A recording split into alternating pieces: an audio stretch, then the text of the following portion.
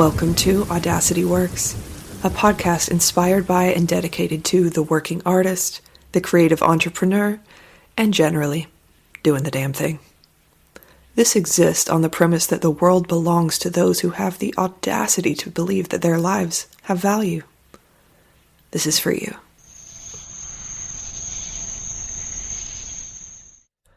Welcome to Audacity Works.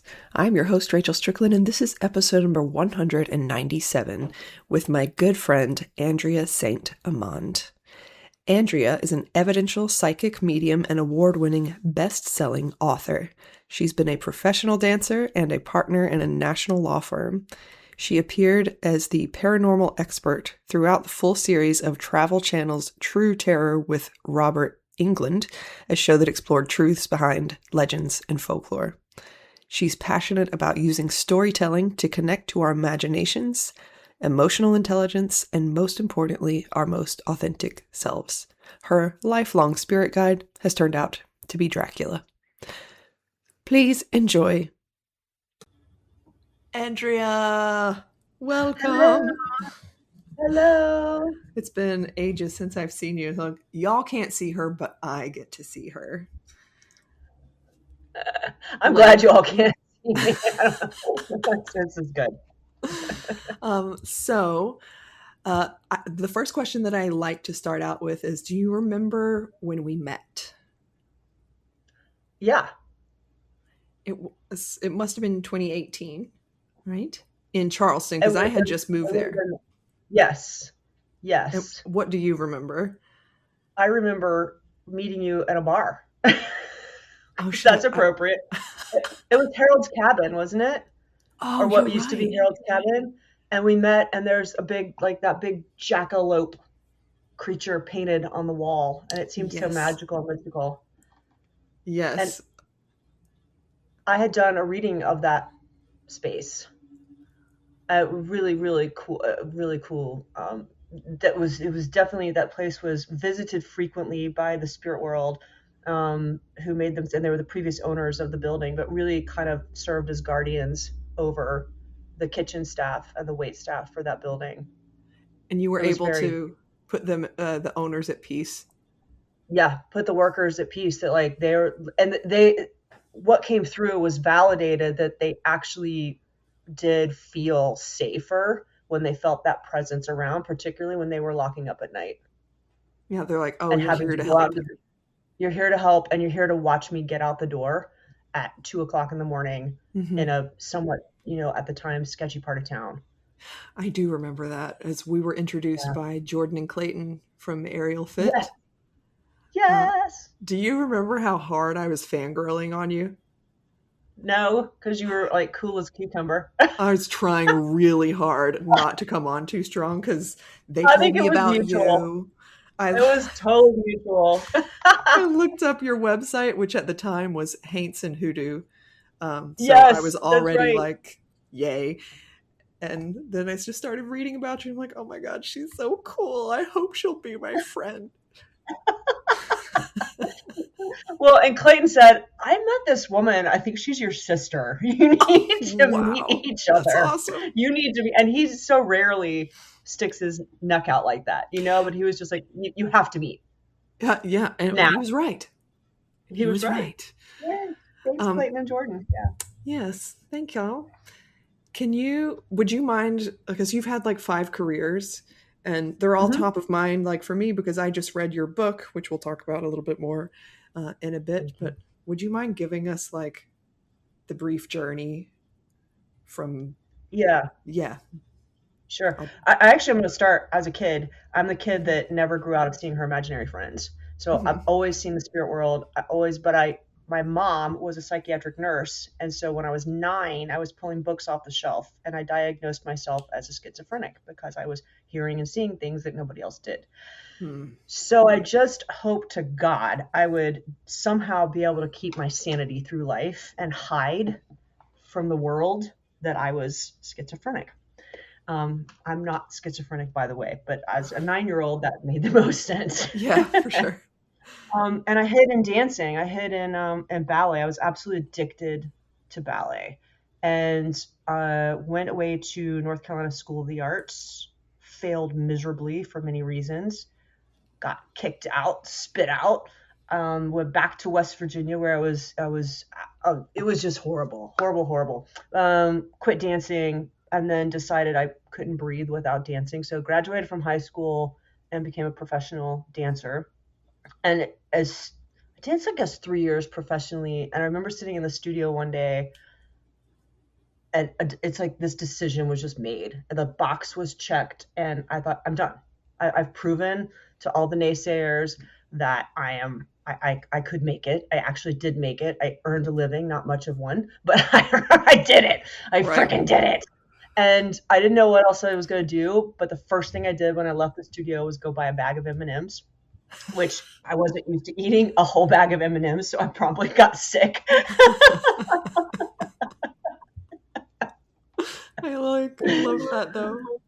I know. So I didn't know what else to do. I went to college. I was in Charleston, South Carolina, which I loved. So I decided, well, maybe I'll go to college. I don't know. I hated school before, but I didn't really know what else to do with myself. So went to college, had the best English teacher on the planet, and fell back into my first love, which was books of ghost stories. And so became a Gothic literature I majored in ghost stories.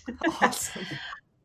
But you can't really, I didn't see a way to make money. And a big reason that I quit dancing and left the arts world was that I was sick of starving and I'm sick of being poor. So I'm like, how do I make money? And my dad's like, well, go to law school. I'm like, all right, I'm going to law school to make money. I'm not going to help people. I am going to make money. That is why I went. So I went to law school. I came out and I was like, I'm going to the place where I make the most money. And I worked in Washington, D.C. at a big firm, was absolutely miserable and couldn't wait to get back to Charleston, South Carolina, where I still made money, but not like big city law firm money, but didn't really care. I was at least back in Charleston. I was so miserable. I was at a big law firm. I had wonderful people around me, wonderful, wonderful people around me, the best team, the best of everything. And I was still miserable. I mean, so miserable that for 10 years at the law firm, I never got a parking space. I never would get a dedicated parking space because that meant I was committing. Yeah. So every day I drove in all the way to the roof of the parking spot and took whatever was last and be like, because today might be my last day. Like if you're a smoker, you still won't buy the carton, even though it's cheaper. Yeah. It's a commitment. Yeah, exactly. Yeah, I get it. Yeah. And then my husband, I finally like had to, ditch one husband and ditch the house I was in. And I got a very supportive husband and he was like, well, just quit. Like, what are you waiting on? Just quit. And so I quit and spent the next 2 years recovering from my nervous system. Literally, my nervous system needed 2 years. I don't know where those 2 years went. I think I spent most of it sleeping under the bed. Oh, wow. Really? Under the bed? Because that's where you felt safe? I don't know. I felt safe. I don't know. It's like crazy. I was on the bed, but I was like constantly like my nervous system was just so shot. And now looking back, I understand why. And in that time, though, I started writing. I started, again, like, what's my first love? Oh, spirituality. Ghosts are my first love. So I started telling ghost stories to kids, and I was never happier in my entire life than learning about legends and lore and devoting like my whole life. And one thing would lead to the next, to the next, to the next. And the whole time I was practicing law, I was researching for teachers on mediumship or psychic work, and I could never find anybody that was grounded. It was all just kind of woo. Yes, I hear that. Somewhere along the line, throughout a lot of therapy, I really did learn that I was not schizophrenic. I had a lot of trauma and that I was highly sensitive. And once I really got my house in order and my brain in order, the teachers appeared. Like the grounded, amazing teachers appeared. And I thought, finally, I'm home. I'm telling ghost stories. I'm connecting with the spirit world. I don't know what I envisioned. I kind of envisioned I would be writing ghost stories and writing books. And Secretly, people would tiptoe in through my like back garden gate, and I would give them a reading. And that's Oh, not what I love happened, of it. course. Somebody did tiptoe into my back garden gate once, and I gave her a reading because she was going through a divorce, so she didn't want anybody to see her to come in. Yeah. That's the only time that's ever happened, though. Um, and then but everything went straight up as soon as I started giving practice readings. My calendar booked, and I started like charging $15, and then the next week I had to charge 30, and that was 30, 45, and that was 75, and that was 95, and you just keep going until I my calendar was just constantly booked. So I learned then, like, I've got a price point that makes sense, that I'm not burned out all the time. I've gone back to writing, and I read something you wrote earlier today. It's balanced. It's not balanced all at the same time, but it's balanced over a long period of time. And I Right. finally achieved that. But the cool thing is, and you don't even know this, and I know you asked me for a very short bio, and I've No, just I'm loving it. blah, blah, blah. The cool thing is, my one of the law firms that I worked with after I quit practicing on a consulting basis, they reached back out and they were like, "We're working on this really big case in the entertainment industry, and we need your expertise as to what's normal in the physical performing world, and we need you to craft our story, our narrative." And I was like, Oh boom, this my is God. amazing. It's bringing everything like full circle. And so I am like able to work with them as little or as much as I want to tell stories. Like, what is the story of this client? What's the story of this thing? What's the emotional, authentic story here? You are It's so literally cool. the perfect person to do that. It is so cool. Congratulations. Thank you. Thank Baller. you. Thank you. And then, yeah, doing readings still, but of course, which I will always do because I've got to manage my energy. If I don't see enough clients, I don't give enough readings, I start seeing things and hearing things just Oh, in the everyday world. So I've got to like channel that energy. I have to how for many do everyone's you sake. need a week to manage your energy? Not a week. I've gone to just opening my calendar up once a month. Oh, This is how much I feel like working this mm-hmm, month. But when I was going full bore, I would give probably 20 to 30 private readings, and then there would be groups mm-hmm. and large events. So groups anywhere from like 8 to 15 over an hour and a half period, but those would be like every Friday and Saturday night, Oh my God. or a big event. I know, it was crazy. So Mm. that's a lot. I would literally easily see over 100 people a month. That doesn't mean I was reading each one of those people, Right. but in terms of their energy. But now, just because of a lot of the personal changes in my life, I've been able to calm down, be quiet Mm. more, save time for writing, work on these other things. But I have to open my calendar once a month. Here's the appointments that are available, and that's based on how I'm feeling, Mm-hmm. just how I'm feeling that month. But I tend to work better in spurts. Like, this is the week I'm going to work, and I'm going to shove everybody into one week. Then I get my energy up. I go, and it's fabulous. I love it. So I it's like 10 fucking to love 20. that. 10 to Yeah. 20 at a time, depending Mhm. on how you feel. Yeah. Yeah. Yeah, I could not love that more. I think we need to live seasonally and listen to Yeah. ourselves. Oh God, I'm so inspired that you have found a way to do this that works for you, and that now we are telling everyone about it so that they can see another Yeah. example. I have a business question for you. Because Yeah. once you started reading, it was never a problem for you to find clients. Like they just No. appeared. You didn't have to advertise. Was it all word of mouth or? So I started in 2018, and it ended up being word of mouth, but also I was in Charleston at the time, and it's a tourist destination. So I had so many tourists coming in who wanted, they come in with their mom or their sister or whatever. It's fun. Let's go get a reading. So that, I feel like the locale helped How did they know tremendously. about you?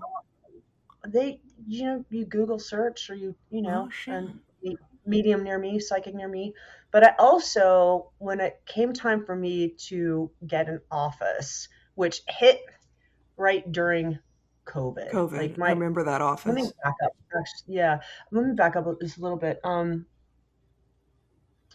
COVID helped with internet. People got a lot more comfortable doing readings over Zoom and Mm-hmm. not having to be in person. But before that, I had a bigger internet presence than I had in Charleston. So I don't know, Facebook, Instagram, and it just took off. And then it was word of mouth. It was, hey, I just got this reading, blah, blah, blah, this person. So at one point, like the whole month was booked by ladies in Long Island. I mean, Yeah. it took off. But the real thing that got me going, other than those pockets and the word of mouth is the best, is I rented an office out of a spa. They had a spa downstairs. Mm-hmm. Did you ever see that? They had a Yes. spa downstairs and a yoga studio upstairs. Yeah. And then they had this beautiful side room off the yoga studio. So the yoga studio is empty all day. You have classes in the morning, classes in the evening, but empty all day. So I rented a space off of, with the yoga studio and off to side, just from like 11 to 3, which is perfect for my schedule. And then Yeah. downstairs in the spa, they have my business cards. So the people coming into the spa would be like, "Oh, you've got a medium upstairs? Let me go. Hell yeah. Let me get on her calendar." So And that that worked. was, That synergy really yeah, worked. And then I got my own space the one after in the, after a while. it was in a law firm, right? A law firm, girl. It was so beautiful. Yes, it It was. was so beautiful. Soaring ceilings. We could, curl up in that fireplace. It was so big. Hardwood floors. It was gorgeous. And the day I walked in there and put my final like lamp in place, everything was decorated. It was the final touch that needed to go into that place when I was decorating it. I put the key in the lock and I thought, I'm either done. I'm either done. I'll stay here for a year, but I'm done with this business model, or I will be 99 years old and still shuffling in and out of this office for the rest of my life. And I had a feeling I was done. There was and I stayed in that office for like the next 18 months, I think, and loved it. But I had this feeling like I literally put myself back into a law office. I Mm, had a 5-day a week calendar that, in 45 to hour minute slots, just like you're billing hours, yeah. and that business model. And I was tremendously busy, and I was, again, started to feel really heavy and burned out. Damn. So when we moved, that's when I went to a different business model. I was like, I'm doing 1 month at a time. If I don't feel like working this month, I'm not going to work.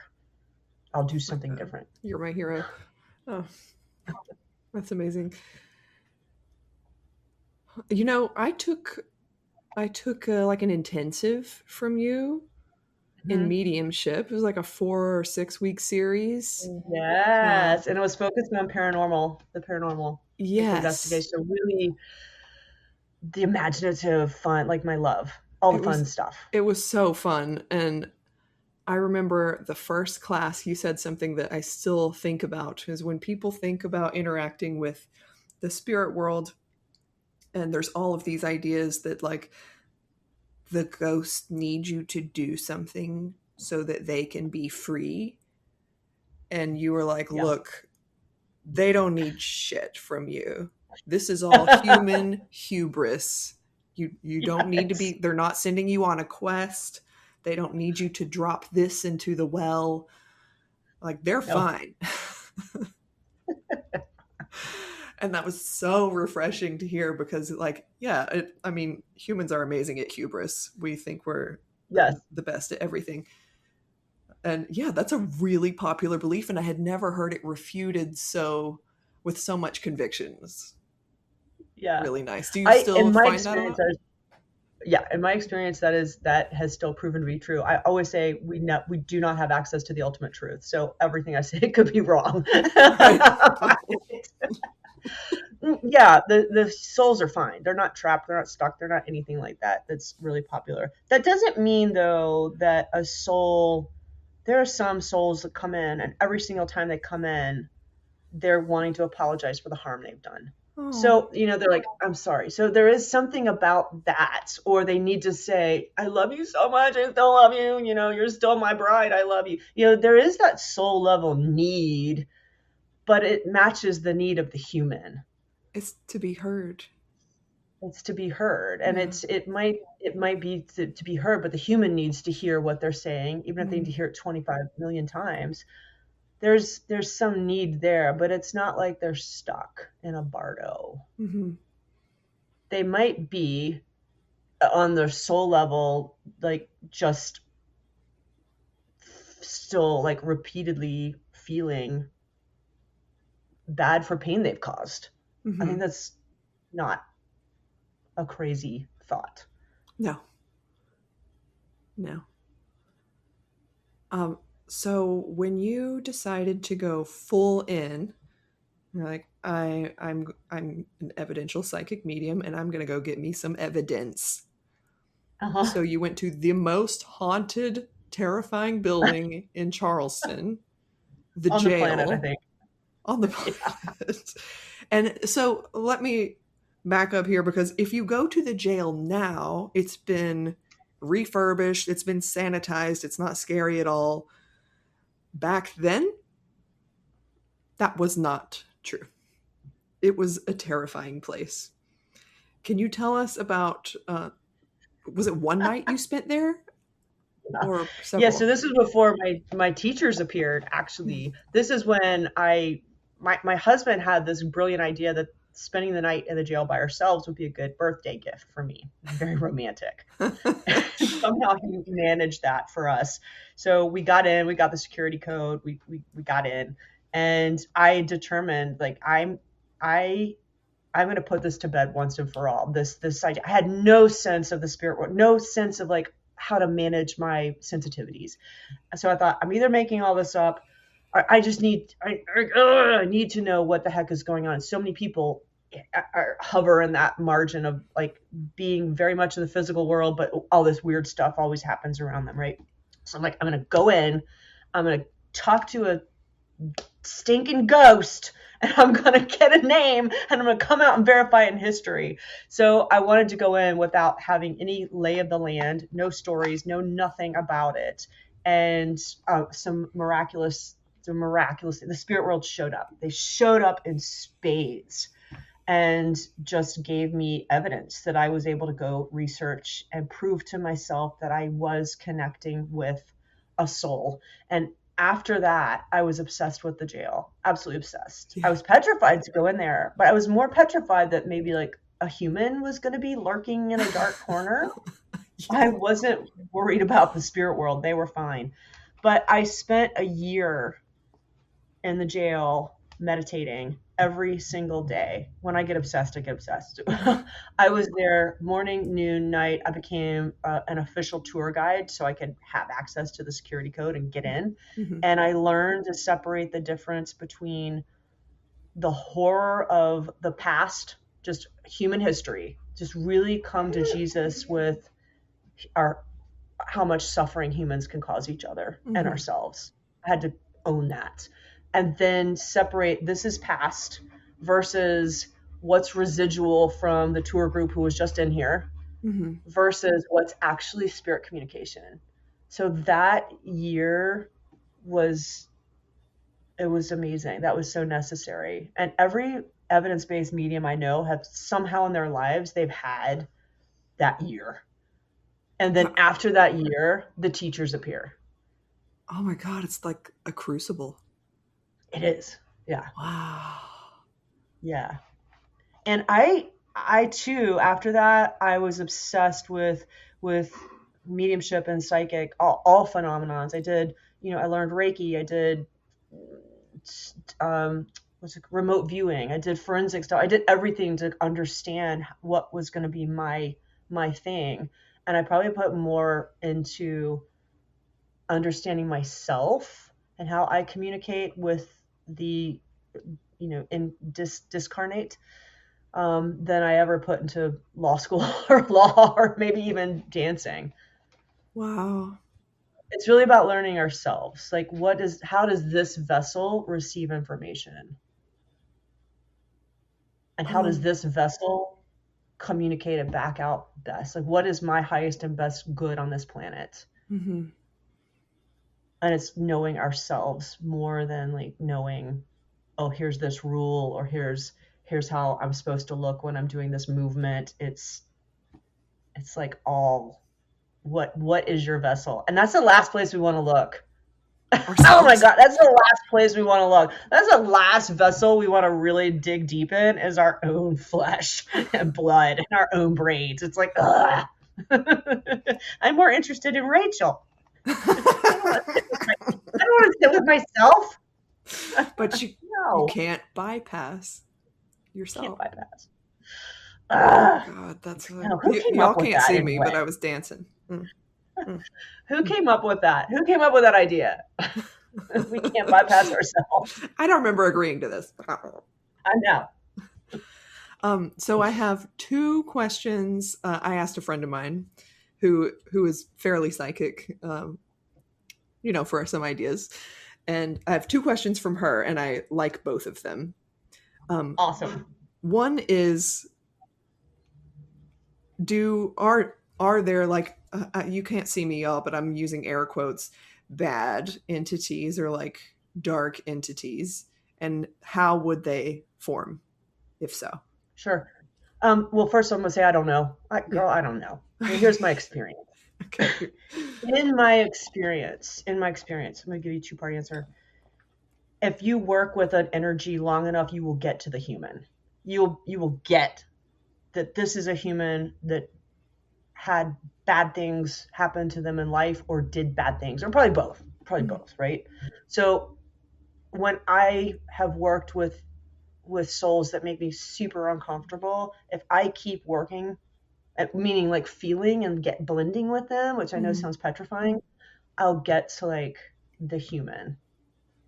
I love that. Think about it this way. If I'm deceased and I'm coming in and I'm communicating with a medium, and I'm coming in with my whole life of soul memories, and the poor medium picks up on the one time in my life where I was going through a divorce and I was a screaming banshee. I was angry. I was hurt. I was so angry.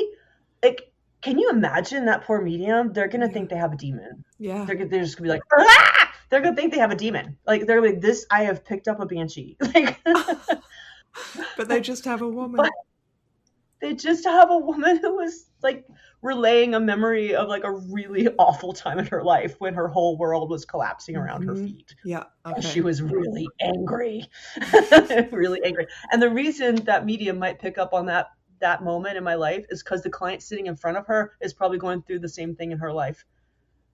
As she needs that person in front of her who is coming for a psychic reading or coming for whatever is probably needing a complete stranger to validate, girl, you are going through the worst time of your life because I have a screaming banshee here. She would like to tell you, and that you're okay, that she gets you, she hears you, let it out, So that's my experience. However, that doesn't mean that there's not other energies that are not human, but they're here on Earth with us. And think about the concept of fairies and Bigfoot and unicorns. I mean, dragons, all that stuff comes from somewhere. It's not, it comes from somewhere. So what if there are other energies that are here? We're just not seeing them all the time. We're not interacting with them. Or what if they're not conscious like we are, but there's a big ball of anger floating around, looking for a place to land. That's a thing. Yeah. Or fear, anger and fear. There's a lot of anger and fear. That's heavy, heavy, heavy energy. So I do believe that's a thing. If one of those blobs lands on you, what do you do with it? Yeah. Well, it can only land on you if there's a resonance. So it can't land on you out of nowhere. It's going to just turn up the volume of all of the fear and anger you're already carrying around. And I do think that has a purpose, those heavier energies, which they might actually be like heavy blobs walking around being like, I need to feed off of somebody who's going to give me yummy, juicy energy. Mm-hmm. That's a, that could be a thing. It's going to feel terrible, but it's only going to it's only going to turn up the volume on what you're already carrying around that's not processed or that's Right. not, I think it's more of it's not processed, it's subconscious.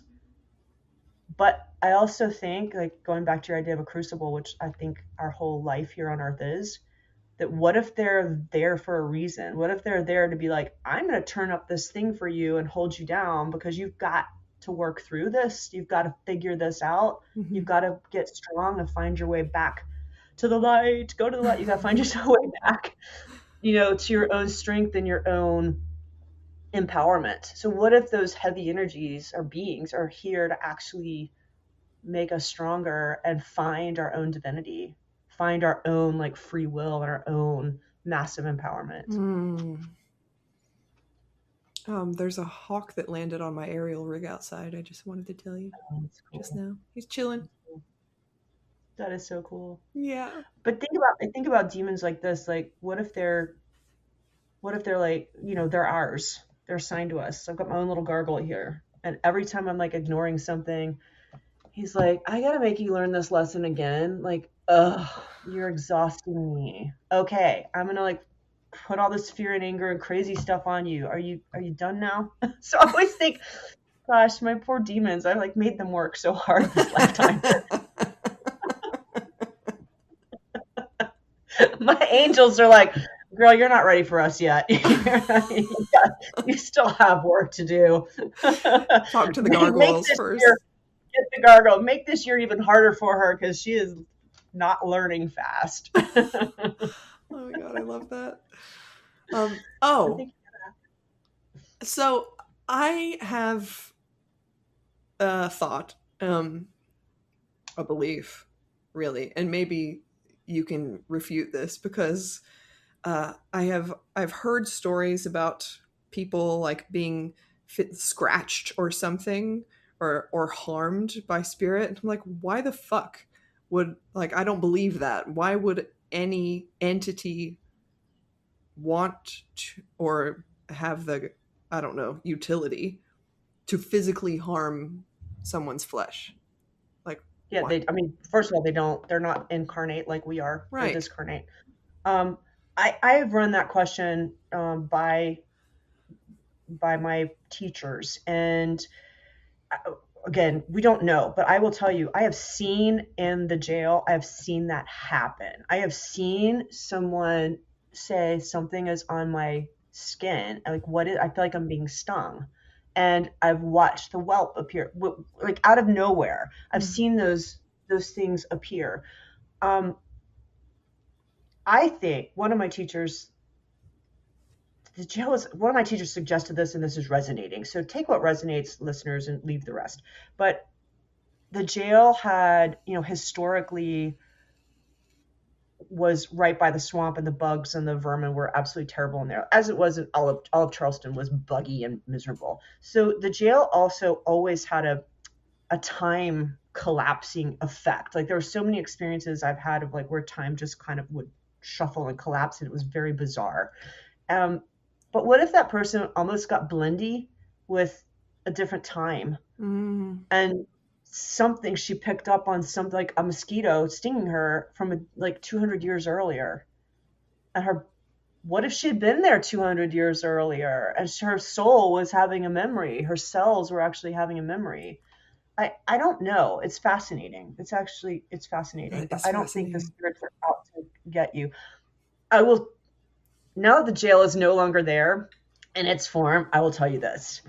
One of the tour guides made up the scratching thing. Made it up. Made it that up. Doesn't surprise me.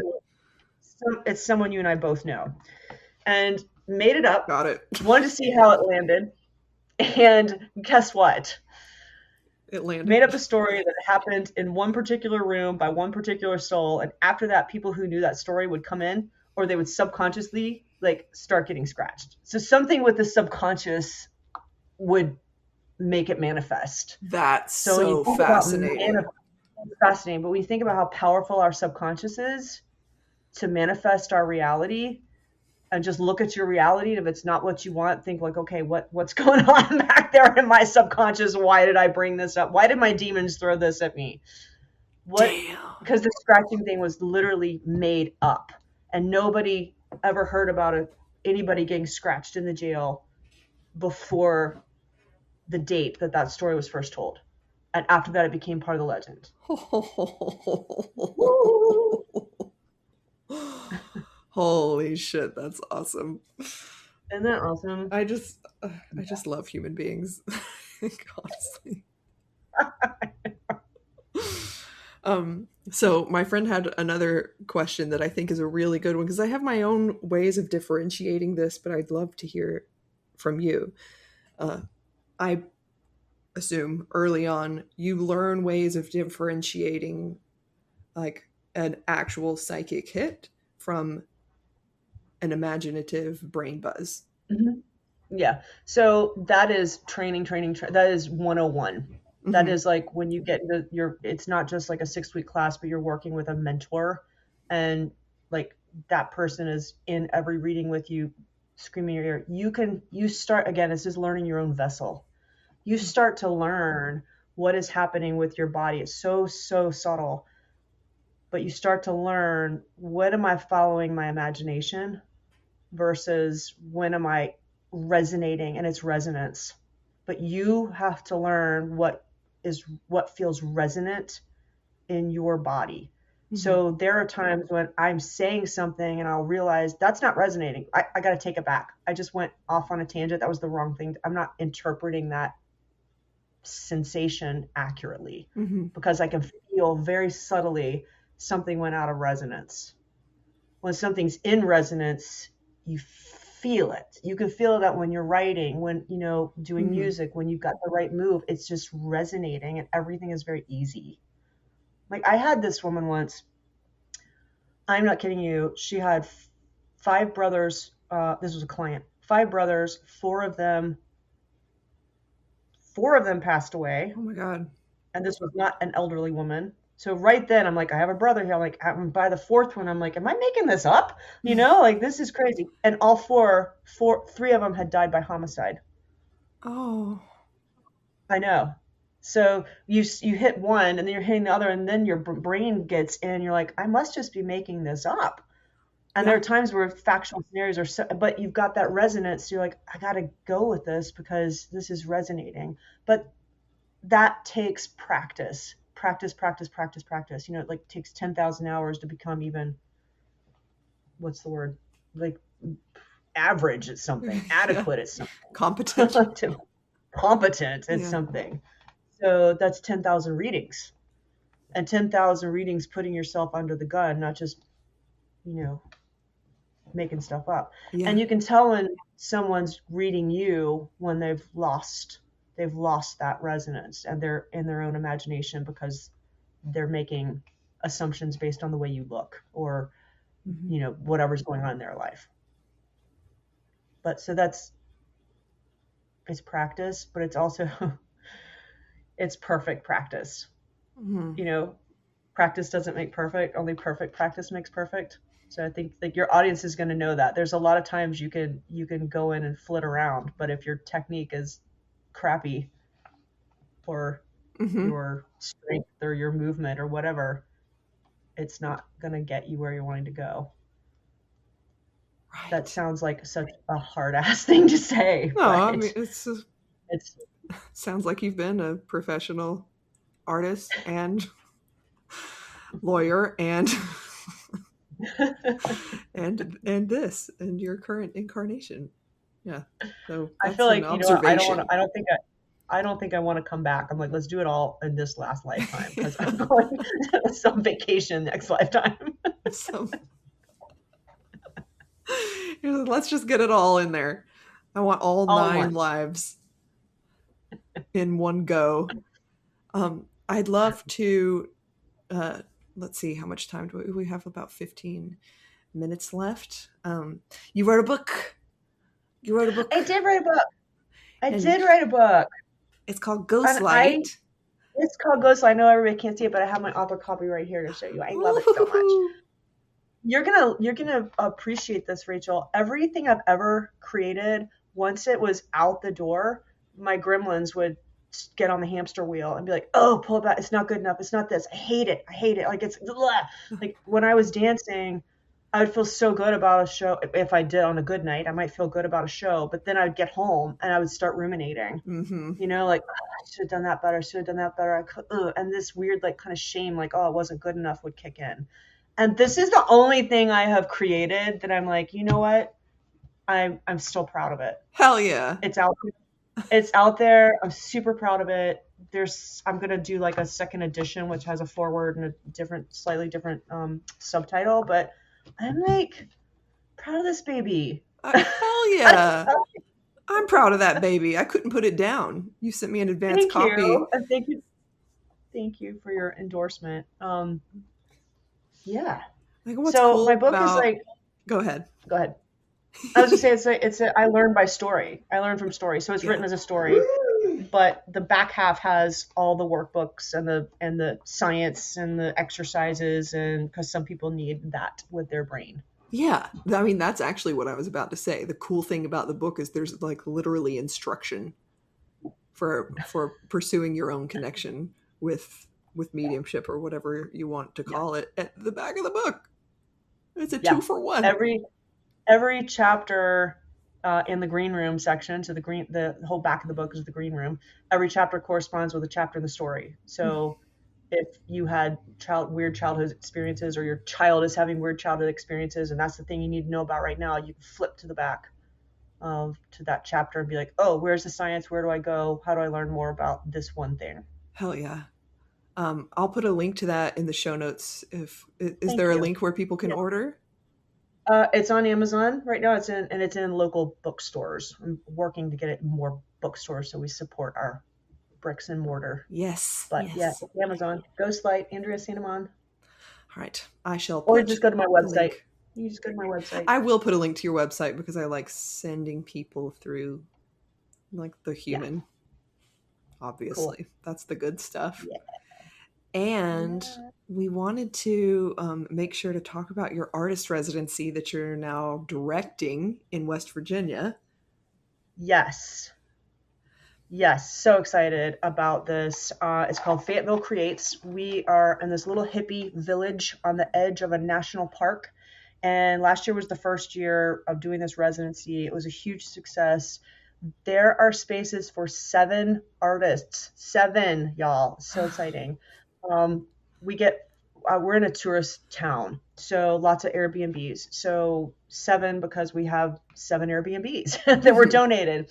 It's for the month of January, and it's very community driven. So as you can expect, the town dies in January. So the impetus was this: is how do we get people coming into town, hitting the restaurants and the local spots, and kind of giving the community something to get excited about in January. So really it should be called How the Hell Do We Get Through January Residency? So let's bring cool people in to save us. And it works. And it worked. So the artists can do anything they want. It's a process-driven residency. You do not have to have a product finished. You don't have to donate anything. The only thing we ask you to do is give one talk or a workshop or a lecture or read something you're doing, something that the community can come out for. And we have those on Tuesday nights, Thursday nights, and Saturday afternoons. And last year, every event was packed to capacity. Wow. The community showed up to hear the talks or to do a painting class, or it's up to the artist how they're wanting to share their art. We had musicians, so they just played for a night. It's phenomenal. So we're looking for a wide variety of artists: musicians, writers, comedians, magicians, painters, drawers, graphic people, physical performing. We have one spot for a physical performer because we have a beautiful yoga studio that's being donated to us for use. And that's So super super exciting because applications open in August. Is there an exact date? excited.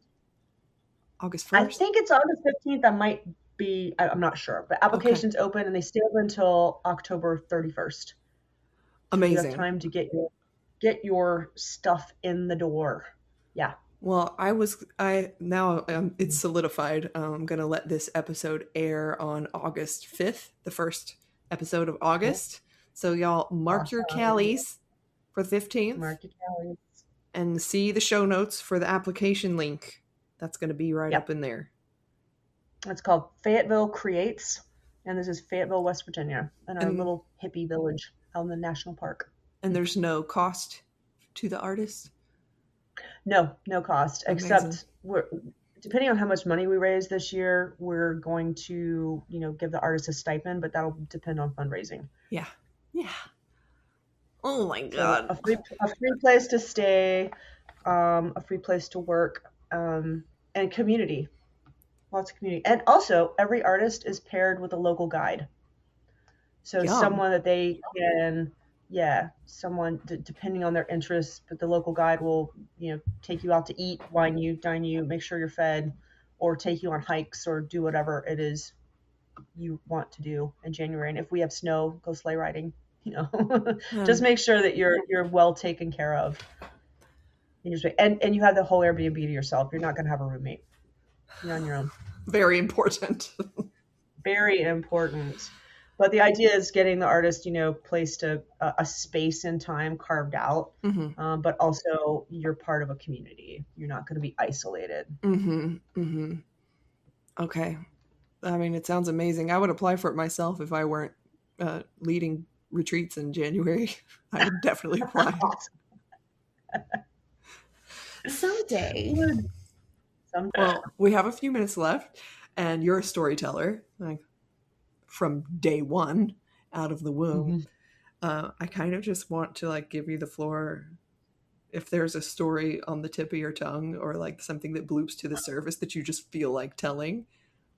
Oh man, That's a terrible question. It's very open-ended. Blank. Actually, I will tell you a story. Okay. Because it illustrates spirit communication and how we don't always. A lot of people think about spirit communication as like picking up the phone, right? Mm-hmm. Or communication with our muse or our intuition. Fill in the blank there. We're like, pick up the phone and tell me. I demand you to tell me, what my future is and what I'm supposed to do, or am I supposed to take this opportunity? Like, I demand it. And it never, as you know, Rachel, it never works like that. As all of our listeners know, it doesn't work like that. Sometimes it'll hit us over the head and sometimes it doesn't. So here, actually, in this town, my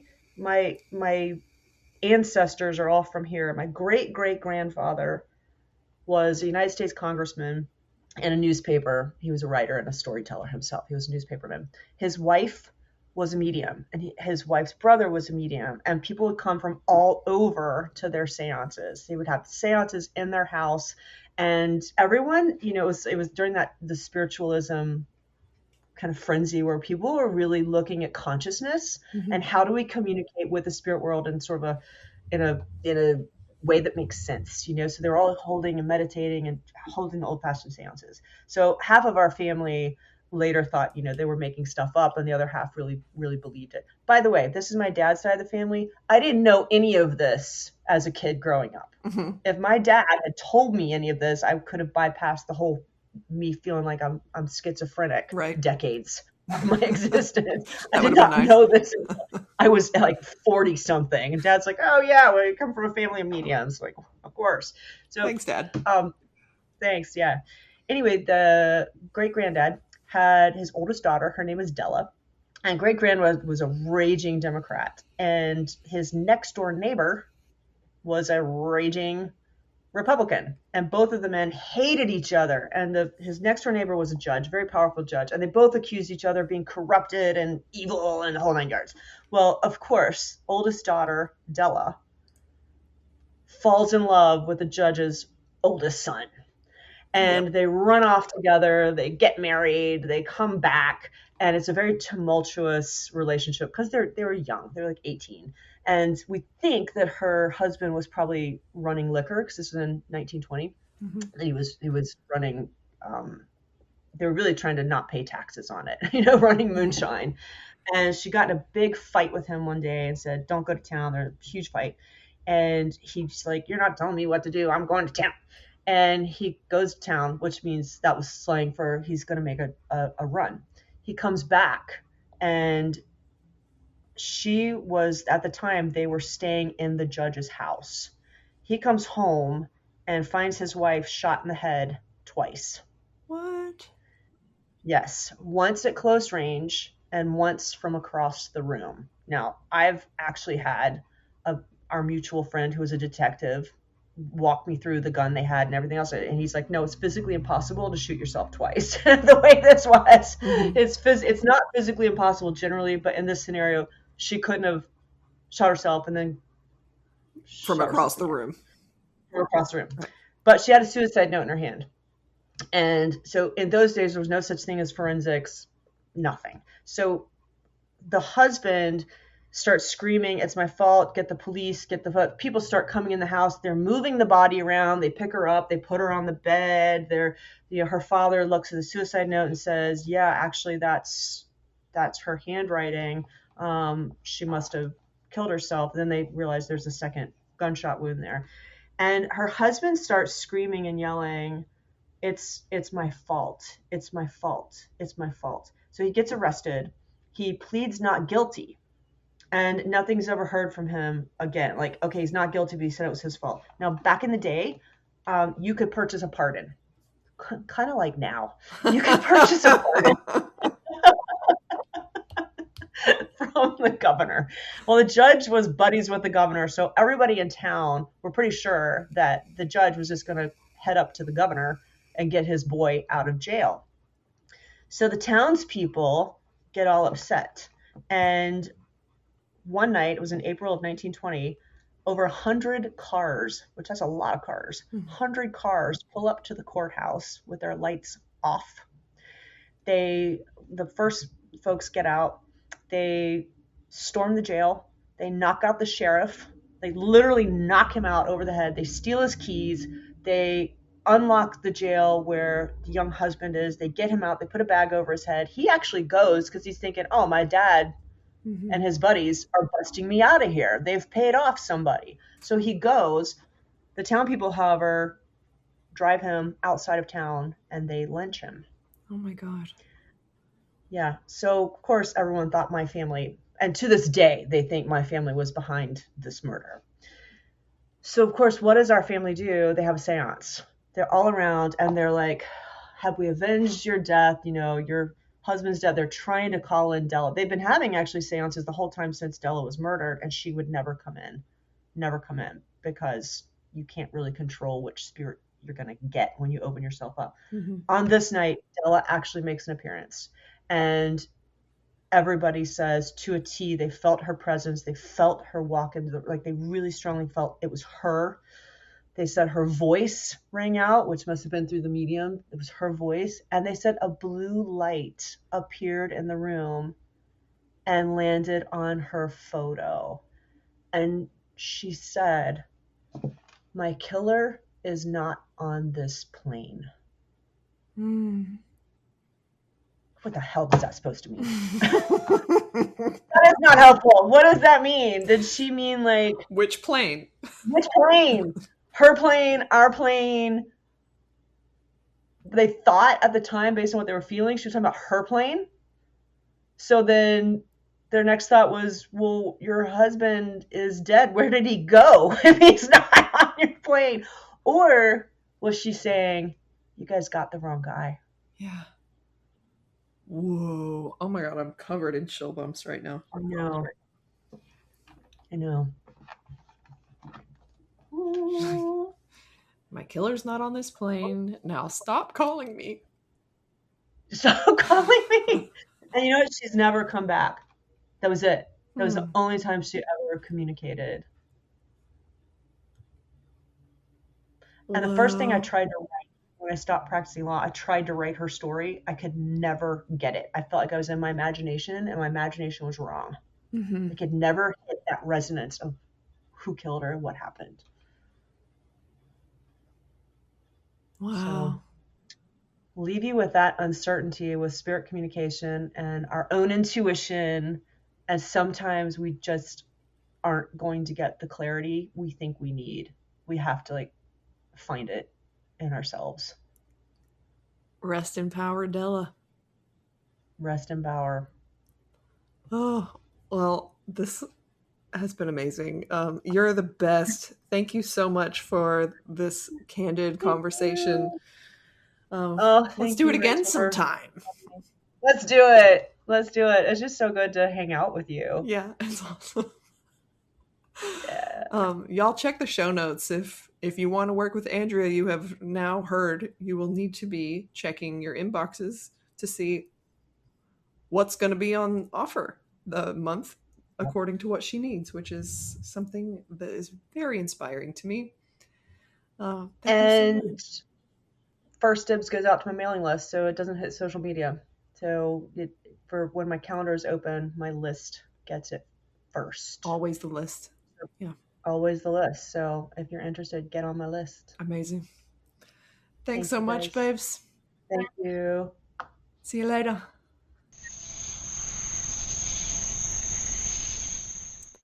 Thank you so much for joining us for a chat and some ghost stories. You can check the show notes for all of the links and get on Andrea's mailing list and read her book. It really is, I couldn't put it down, like I said.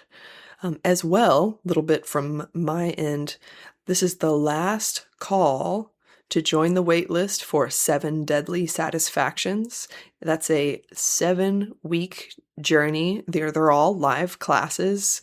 It's not even really a class, but we are digging the worm of patriarchy out of our brains using the 7 deadly sins as a framework. And you can expect thoughtful exercises, weekly missions, I'll call them, if you choose to accept them. Like we'll start out every week with a call, and then I'll send you on an adventure. So your task, should you choose to accept it. You can find that in the show notes. It's gonna, I'm only sending this to the wait list, so it won't go out or be made available to anyone else. It's there if you want it. And I wanted to just say thank you for being here. I would love to have requests from you. If you have requests for future episodes, you can reach me always on Instagram at Rachel Strickland Creative or on Patreon at Rachel Strickland Creative. This podcast is powered by Patreon, as indeed am I and my entire life. So thank you so much to my patrons for your support, for standing with me, for your trust. I could not do this without you. Until next time, my friends, go enjoy a ghost story and don't go back to sleep.